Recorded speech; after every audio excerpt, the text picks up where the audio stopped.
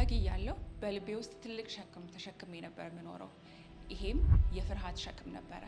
የማደርገው ነገር በቂ ባይሆንስ፣ ሰዎች ባይወዱኝስ፣ ባይቀበሉኝስ፣ ወይም ደግሞ አሁን የሚወዱኝ ሰዎች በኋላ ቢሰለቹኝስ የሚል ፍርሃት ነበረብኝ። ከዛ በኋላ ግን ኢየሱስ ክርስቶስ ለእኔ ያለውን ፍቅር መረዳት ስጀምር ነገሮች ሁሉ መቀየር ጀመሩ።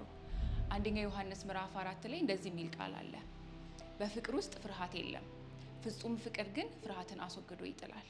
ይሄ ቃል ሲገባኝ እግዚአብሔር ለእኔ ያለው ፍቅር በእኔ ተግባር ላይ የተመሰረተ እንዳልሆነ ገባኝ። መጽሐፍ ቅዱስ ሌላ ቦታ ላይ እንደዚህ የሚል ቃል አለ፣ ስጋዬና ደሜ ቢደክሙ እንኳን እግዚአብሔር ግን የልቤ ብርታት የዘላለም እድል ፈንታዬ ነው ይላል። በስህተቶች እንኳን ባልፍ ኢየሱስ ክርስቶስ ለእኔ ያለው ፍቅር በዛ እንደማይቀየር ተረዳሁኝ። ስለዚህ ዛሬ በሙሉ ነፃነት የኢየሱስ ክርስቶስን ፍቅር እየተቀበልኩኝ ያ የተሰጠኝን ፍቅር ደግሞ ለሌሎች እየሰጠሁኝ እየኖርኩ ነው። ኢየሱስ ክርስቶስ የዘላለም እድል ፈንታዬ ነው። በዚህ ትንሣኤ እንድታስቡት የምፈልገው ነገር ሞትን ድል አድርጎ የተነሳው ኢየሱስ ክርስቶስ በማንኛውም በምታልፉበት ሸክም ሁሉ መፍትሄ ይሰጣችኋል።